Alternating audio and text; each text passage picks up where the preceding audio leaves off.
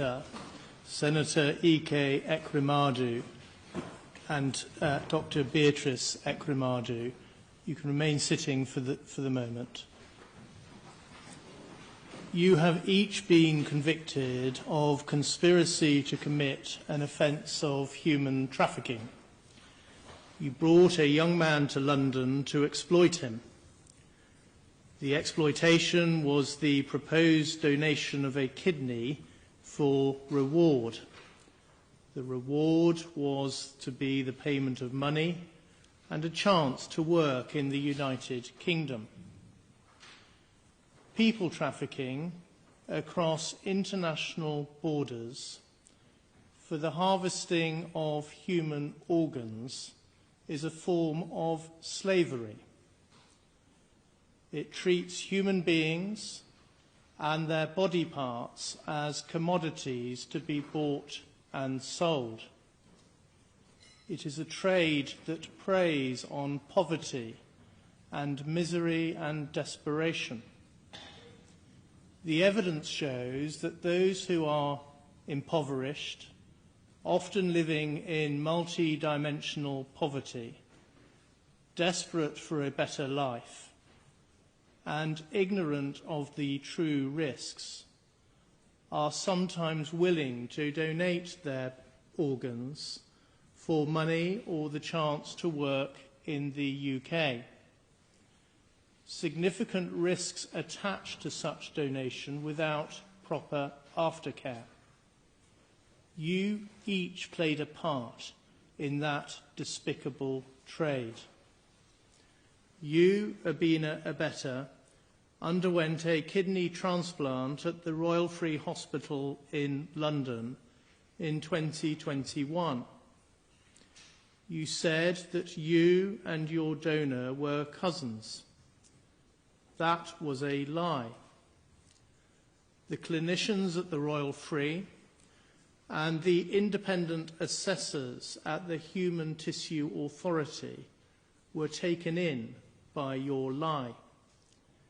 They believed that the donor was acting altruistically as a good Samaritan. The transplant went ahead. There is no evidence that the donor has been given the necessary aftercare.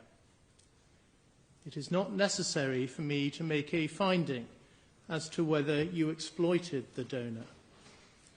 But what is clear is that you learned from your experience that it was possible to manipulate and corrupt the regulatory system by using a fabricated affidavit, by lying about your relationship with the donor, and by coaching the donor to lie.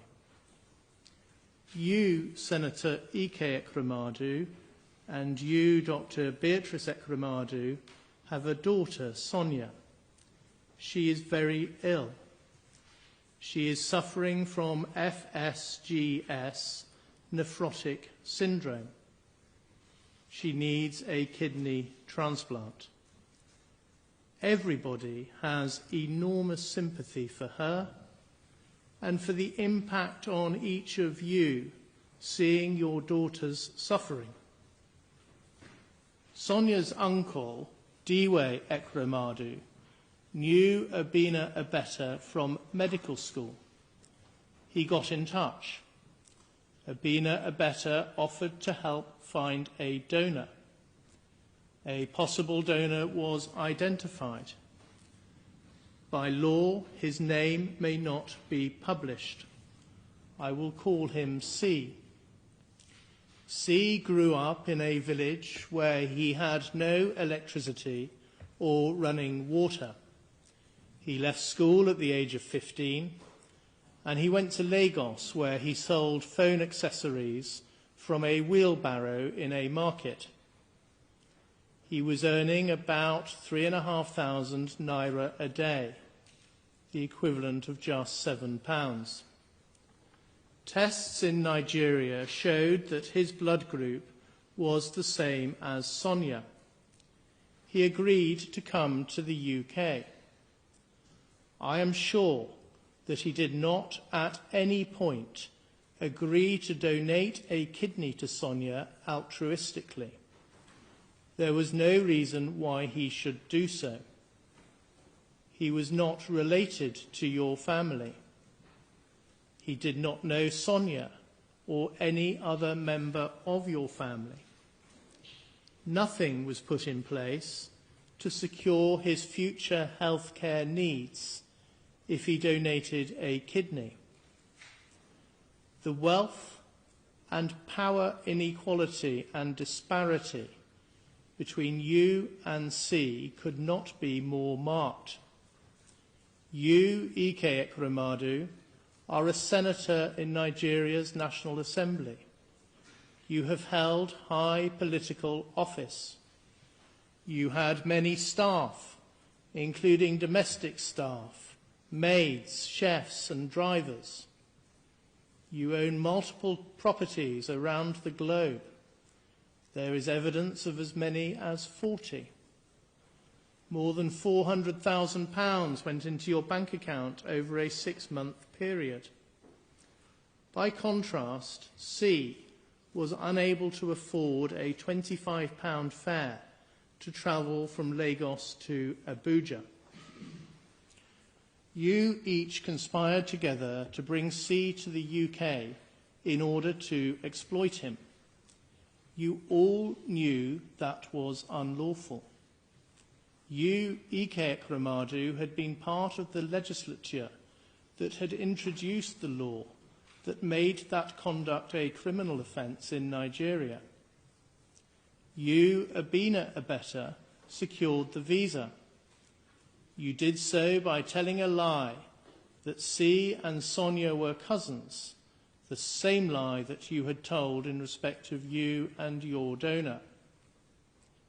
You also secured a fabricated affidavit testifying to their relationship as cousins, just as you had done for your transplant.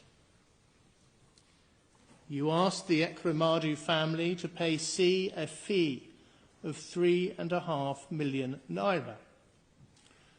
The jury rejected your account that the fee was for his loss of earnings. The fee was paid by you, Ike Ekweremadu. The jury rejected your account that you knew the fee was a scam and that no reward would ever be paid to C.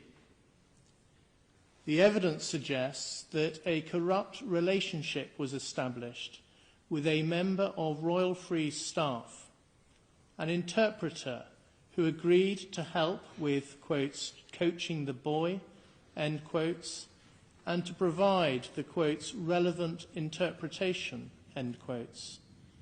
You, Ike Ekweremadu, were instrumental in establishing and controlling that corrupt relationship. The clinicians at the Royal Free Hospital once again believed the untruthful account that the donor and recipient were cousins. There was, however, a concern about the risk to C given his age and his ethnicity. After the doctors interviewed him, they were concerned that he was not sufficiently mature and motivated to be an organ donor. This time, the transplant was not approved.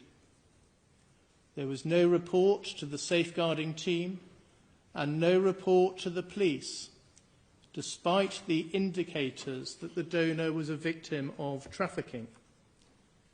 Those indicators included the tenuous nature of the relationship between C and Sonia, the limited evidence to support that relationship, and C's clear lack of understanding about the process, and also his reaction to being told that he was at the hospital to discuss a kidney donation.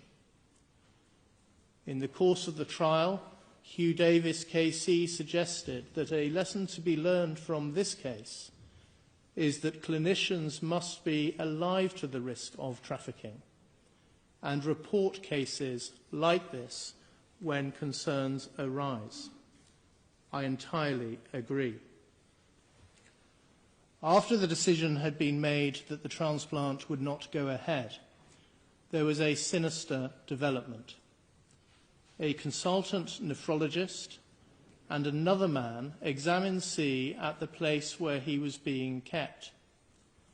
It is not necessary to make a finding as to the true purpose of that examination, but it is easy to understand why C believed that he was going to be taken back to Nigeria for the transplant to be conducted there. On the 3rd of May, when C was due to return to Nigeria, he ran away. He spent 2 nights sleeping rough. On the 5th of May, exactly a year ago, he attended Staines police station. There he saw Sonia Nicholas, a police inquiry officer, and Detective Constable Hannah Paisley. As a result of them carefully listening to C, it was recognised that he might be a victim of trafficking. Arrangements were made to secure his protection and his well-being. Subsequently, each of you was arrested, charged, prosecuted, and convicted. C suffered a loss of his personal autonomy because you kept his passport and exercised control over his movements and his basic human needs. He was put in fear that he would be subject to the forced removal of his kidney without any appropriate aftercare. Now he is scared to return home to Nigeria. As he puts it, he is having to start his life again. I considered that a substantial compensation order might well be appropriate for the loss and damage he has been caused by your conduct. I asked the Crown to inquire as to C's attitude towards such an order. That is because, in some cases, victims of crime do not want compensation from the offender, and an award of compensation might even risk causing further distress. A police officer carefully explained the meaning, reason, and purpose of a compensation order to C. He immediately responded that he did not wish to entertain compensation. The officer says, quotes, C spoke with moral conviction. Despite understanding the material benefit receiving compensation may have for him, he adamantly said he did not need or want anything from the bad people. He no longer wants them to have any involvement with him in any capacity, irrespective of the financial benefit he stood to make. C said that he wanted to put this entire ordeal behind him and move on with his life. He believes this to be the right and fair thing to do, end quotes. 2 days later, the officer spoke to C again. He remained, quotes, resolute with his decision regarding compensation and insisted he had not and did not wish to change his mind on the subject, end quotes. Of course, I respect C's views. In the circumstances, it is not appropriate to make a compensation order. The Crown seek an order for costs under Section 18 of the Prosecution of Offences Act 1985. I adjourn that application and will make directions for its determination.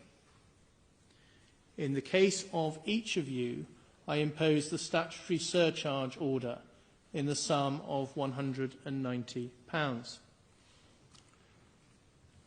In each of your cases, the offence you committed is so serious that neither a fine nor a community sentence can be justified. A life sentence is not appropriate, and I do not consider that you are dangerous so as to merit the imposition of an extended sentence. Accordingly, in each case I pass a determinate custodial sentence with the shortest term that is commensurate with the seriousness of the offence, taking account of the aggravating and mitigating features. You will each serve part of the sentence in custody before being released on licence. When you are released, you will be on licence until the end of your sentence. You must comply with the terms of the licence and commit no further offences. Otherwise, you will be liable to serve a further period in custody. The disclosure and barring service will include each of you in the lists of those who are barred from working with vulnerable adults or children. You may ask the service to be removed from the lists. The Sentencing Council has published guidelines for offences of human trafficking, contrary to Section 2 of the Modern Slavery Act 2015. You have each been convicted of conspiracy to commit that offence. The offence that you committed is closely related to the guideline offence. I reject the defence submissions that the guidelines are not apt to cover this particular form of trafficking. I have close regard to the guidelines. I turn to the question of harm. The transplant did not go ahead, but you each intended that it should go ahead, and you each intended the harm to the donor that would result, and which was eminently foreseeable. The donor would have faced invasive surgery with a small but still possible risk of death. He would have faced spending the rest of his life with only one kidney and without any funding for the required aftercare. He would have faced an increased risk of early onset raised blood pressure and of developing chronic kidney disease later in life, as well as a lifetime risk of needing dialysis himself or even a kidney transplant. He was at an increased risk because of his young age and his ethnicity. The removal of a kidney amounts to serious physical harm, which has a substantial and long-term effect. Even if C had known that he was going to donate a kidney, I am sure that the risks had not been properly explained to him before he was brought to the UK. He was deceived and pressurised into donating a kidney. I reject the defence assertions that he consented in any meaningful sense. I am sure that he did not. There has been a substantial and long-term adverse impact on his daily life. He is scared to return to Nigeria because of the risk of retribution from those that are sympathetic to you. He lives a solitary existence and is separated from his life, his friends and his family as a direct result of this offence. This all amounts to Category 2 harm within the meaning of the Sentencing Council's guidelines. I do not accept the Crown's submission that the nature and extent of the harm justifies a movement to Category 1. But it does warrant an upwards adjustment within the category range. The fact that the transplant was not carried out merits a downwards adjustment, but the level of that adjustment is limited because, firstly, the gravamen of the offence is the agreement that you reached to exploit the donor. The offence was complete at that point. The offence focuses on the conduct of the offender rather than the harm that is caused to the victim.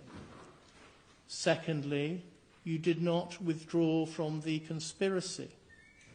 The only reason that the transplant did not take place was because the hospital refused to carry it out. In each case, your reaction was to seek to exploit others.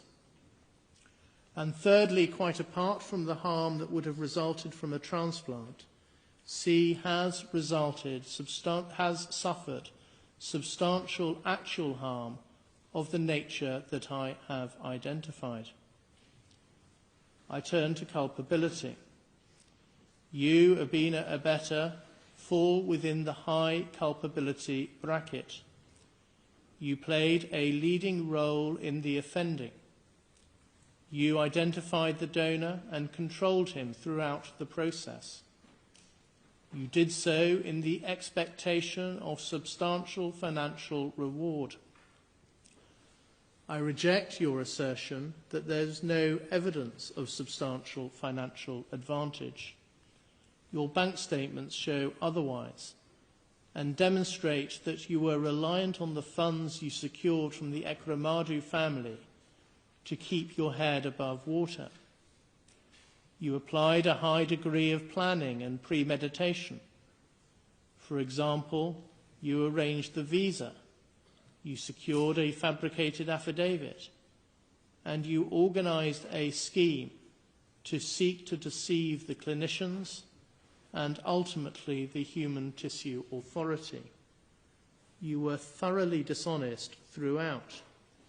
You kept a substantial sum of money that was paid by Ike Ekweremadu and was intended for the donor. You, Ike Ekweremadu, also fall within the high culpability bracket. You also played a leading role in the offending, and to a greater extent than Abina Abeta, who was acting through Diwe Ekweremadu at your direction. You did so in order to secure a material advantage, namely a human kidney for your daughter. You were involved in a high degree of planning and premeditation. For example, you orchestrated the arrangements with your brother, Diwe.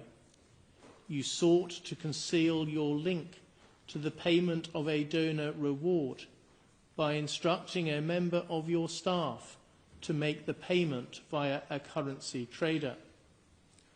You were involved in the corruption of a member of hospital staff.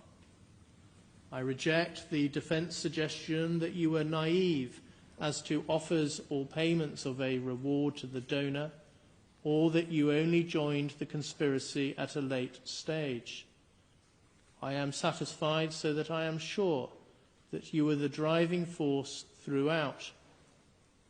Reliance is placed on the fact that you had no contact with C or Abina Abeta.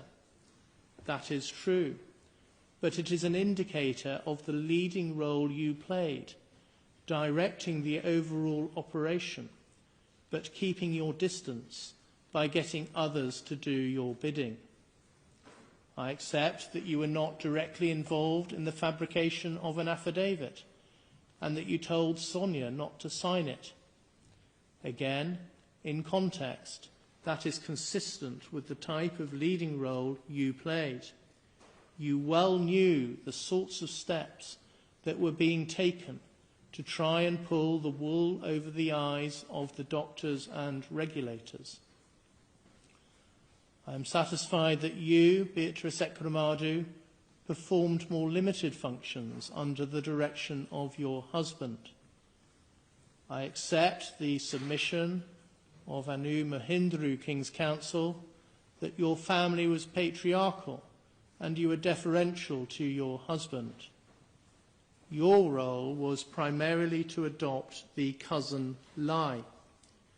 There was, so far as you are concerned, some limited planning and premeditation.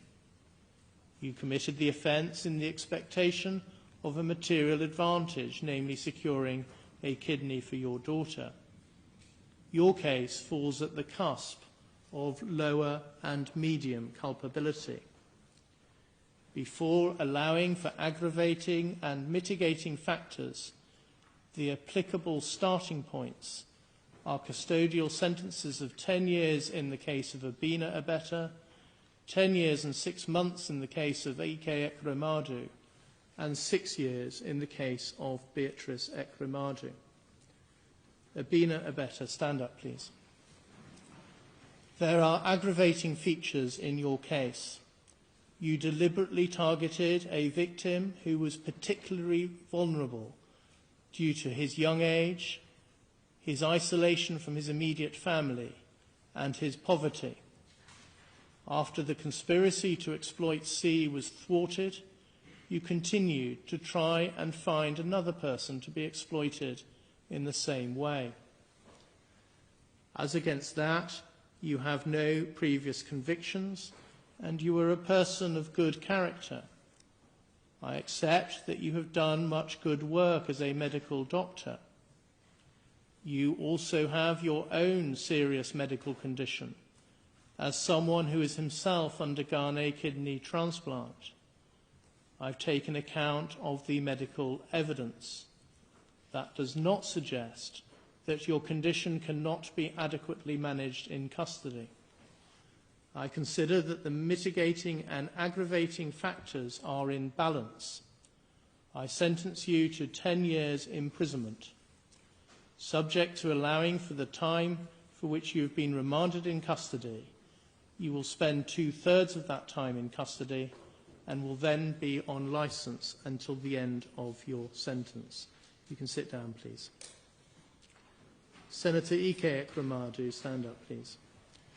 There are substantial aggravating features in your case. You knew that the donor was vulnerable because of his young age and his poverty. You had a profound understanding of the impact of poverty because of the work you have done for the ECOA Foundation. You gave direct instructions to ensure that tight control was exercised over C. Once the transplant did not go ahead, you immediately sought to find another person to be exploited in the same way, rapidly managing to identify several potential candidates. As against that, you have your own ongoing health problems. You have no previous convictions and were a person of good character. I accept Mr. Hicks KC's description of you as having exceptionally positive good character, and that your conviction represents a very substantial fall from grace. You set up the ECOA Foundation and have funded that organisation, which undertakes a very great deal of valuable charitable work to help those living in poverty in Nigeria. At trial, there was a great deal of character witness testimony, including from Archbishop Emmanuel Chukwuma, the Archbishop for the Diocese of Enugu. I have been provided with a bundle of 51 pages of character statements for the purpose of sentencing. I have read all of them. They include statements from a former president of Nigeria, the current president of the Senate, the Bishop of Enugu, the Attorney General and the Chief Law Officer of Nigeria, and the Speaker of the House of Representatives. That evidence speaks to your role in helping to establish and maintain democracy in Nigeria, and also as an international peacemaker. The evidence also includes moving pleas advanced by some of those who have benefited from your generosity and good works, and also a moving statement from your daughter, Sonia. I take all of that into account. It amounts to substantial mitigation. You were motivated by the despair of your daughter's very serious illness. The weight to be attached to that factor is limited by reason of the fact that, as you recognized in your evidence, you could have sought a genuinely altruistic donation, including from a family member, albeit not Sonia's immediate siblings. After taking account of the aggravating and mitigating factors in your case, I impose a sentence of 9 years and 8 months imprisonment, subject to allowing for the time which you have spent remanded in custody. You will serve 2/3 of the sentence in custody and will be on licence thereafter for the rest of the sentence. You can sit down. Dr. Beatrice Ekweremadu, would you stand up, please? In your case, I adopt a starting point of 6 years custody. I do not consider that the aggravating factors that are present in the case of your co-defendants apply to you. You were not directly involved in the identification of the donor, and the evidence does not show that you were directly involved in the attempts to identify a further donor after the transplant did not go ahead.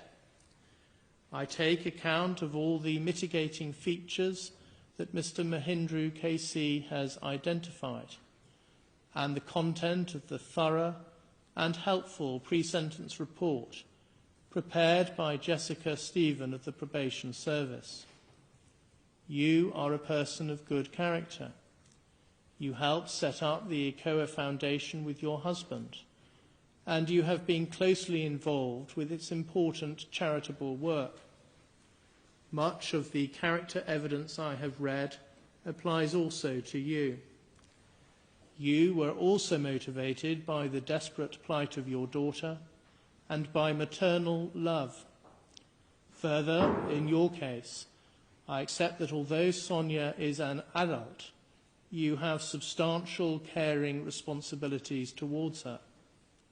Your incarceration will have a significant impact on her, in that she will no longer be able to rely on your presence as a source of care and support. Having regard to those factors, I impose a sentence of 4 years and 6 months imprisonment. You have spent 234 days on an electronically monitored curfew between 9 p.m. and 7 a.m. I specify that the credit period for the purposes of Section 240A of the Criminal Justice Act 2003 is 117 days.